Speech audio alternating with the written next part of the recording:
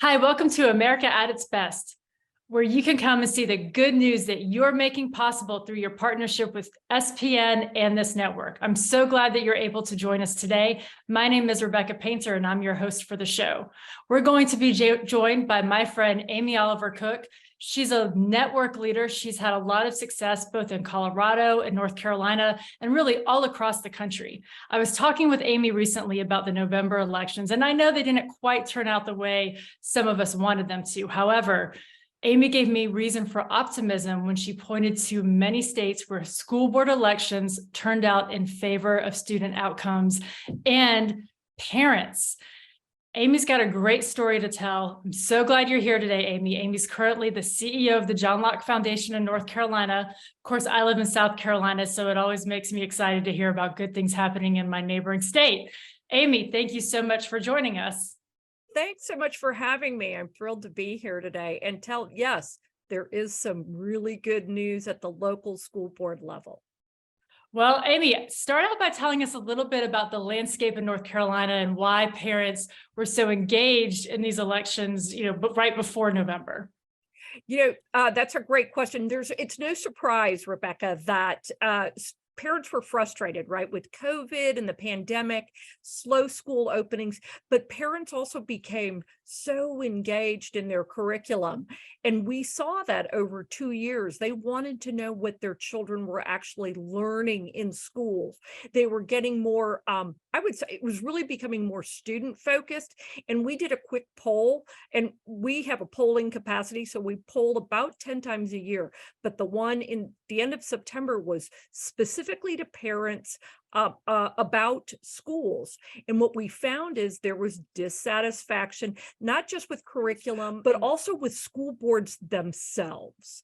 School boards in North Carolina were according to parents, they were grading them at a C or below. So average to failing at 62% of those we asked. So there was real dissatisfaction with not just the curriculum, not just the politics, but the school boards themselves.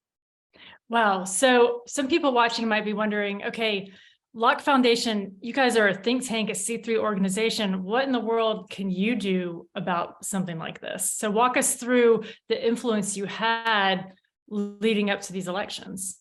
Well, we kept getting phone calls, Rebecca. We got phone calls from all over the state from people wanting help. And we're right, we're a think tank, we're a research organization, we have a media arm, and we thought, what can we do to help these people? Because bottom line is, we are about empowering people to create, so that they can thrive within their own communities. So thanks to some funding from SPN, we actually hired a grassroots coordinator who was able to travel throughout the state. She was a mom, just like everybody else.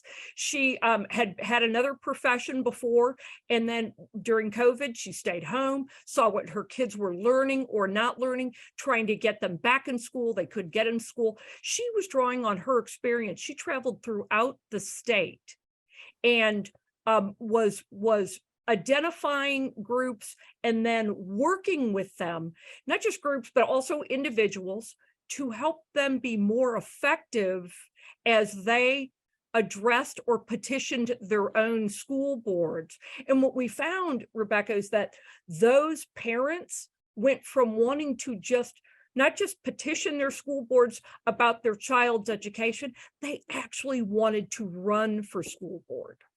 So it was really about finding groups reaching out to us, and then us going back out, thanks to funding from SPN, being able to do that. And then they would, we were teaching them to be effective communicators. Well, I was going to say, Amy, we all know, I know lots of people who might like the idea of running for school board, but, the idea of that and actually getting in front of people, learning how to speak publicly, getting in front of news cameras, that's really intimidating. Were you able to help with that part as well? So that's another great point. So yeah, you can teach them how to be effective communicators to their school board, but now they've gone to candidate, right? That's a whole different ballgame. And so one of the things we provided were lunch and learn. So we did policy. They got, obviously we know policy, but the other thing they requested from us, they asked us for help on communicating with parents, communicating with the media, communicating on social media. So we were able to bring in some experts in PR and communications, and we did some training for them. They were able to see themselves on camera. They were able to go through mock interviews. What would hard questions look like, and how do you respond to them? And they got that from professionals. And these were, a year ago, these were just parents who had been raising their kids and, putting a roof over their head. And now they've turned into candidates because they went from effective activists. Now they're going to be effective candidates. Wow. So tell us, what were the results of this statewide effort? It was actually pretty good. I have to give a shout out to the folks in Wilmington because they called themselves tide turners, and they literally turned the tide. And that's New Hanover County. All of them won, and these are candidates that are student focused. They think parents should be involved in their child's education, and so as a result, we got an additional 6 school boards that flipped to parent focused, student focused, looking at student outcome and empowering parents. 6 flipped. There were 83 school boards up for election. 6 flipped. And in total now, there are, of those 83 that were up for election, 53 now have sort of a student outcome based board of election or school board. Wow. And I've heard people compare New Hanover to Douglas County in Colorado. And for those of you who may not remember, must have been well over a decade ago when Douglas County, Colorado had a similar story. Most influential school district in Colorado flipped. And you were there, you were part of that, Amy. So tell us, what lessons were learned and what does that mean for you as you think about what's next in North Carolina? So little PTSD from that. I'm going to warn your audience. In 2013, there was a battle over Douglas County School Board in Colorado. I was there at the Independence Institute for 16 years. And that was one of the things we worked on were local school boards. And in 2013, we also partnered with some other local groups, and there was an effort called 13 and 13. And the whole thing was to sort of start brush fires so that the ultimate goal was Douglas County, which was the third largest school district in the state of Colorado. But we'd have all these other brush fires around, and so that those who were not focused on student achievement, they had to spread their money a little, or their resources a little bit more thin. We ended up flipping 7 of the 13, and then within 3 election cycles promptly lost all 3 of those because we didn't. So you can get quality activists, you can get quality candidates, but when they get elected, it's a whole different ballgame. Now they have to shift to governance. So the lesson from that is we must get engaged on the governance side too. We can't just say, oh, great, you got elected. Fabulous. Good luck. We have to stay engaged on the governance side and help them through that as well. So can you share any plans for that or for what's next in terms of LOC's engagement there? Yeah, actually, this is the most exciting part. I was talking with somebody on our staff who said, this is really exciting and a little scary, but really exciting. We are actually partnering with our friends down in South Carolina, where you are. The 2 state-based think tanks down there, Palmetto Promise and South Carolina Policy Council, to create a regional, so a professional association of school board members of the Carolinas. And this moment in time, Rebecca, this is really key. Not only do we have parents engaged and looking at student-based outcomes on school boards, but we also have allies at the state level. So folks may or may not know, big congratulations to Ellen Weaver, the CEO of Palmetto Promise, who is now the state superintendent in South Carolina. So we have an ally there. We also have an ally in North Carolina, where Dr. Terry Stoops, who used to direct our Center for Effective Education, is now the policy advisor for the Director of Public Instruction in North Carolina.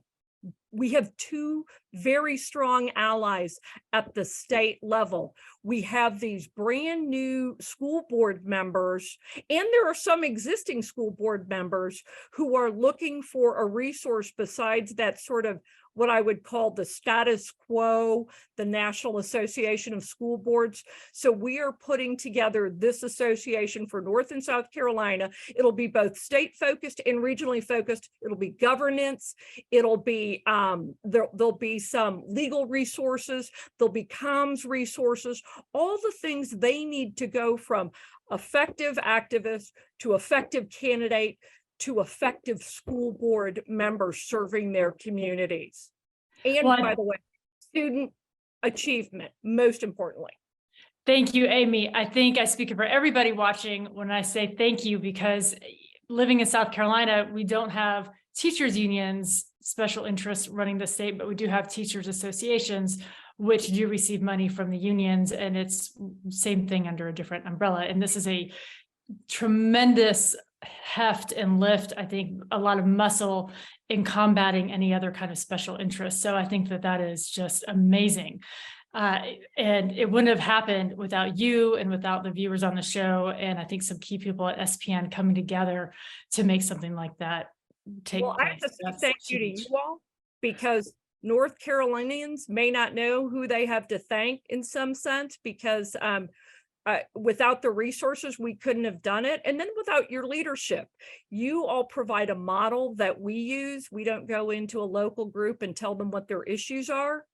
We just try to make them effective at advocating for their issues. And then we become a trusted ally for them. They come back to us for other things as well. So it really is relationship building across the entire state with these, some of these local groups.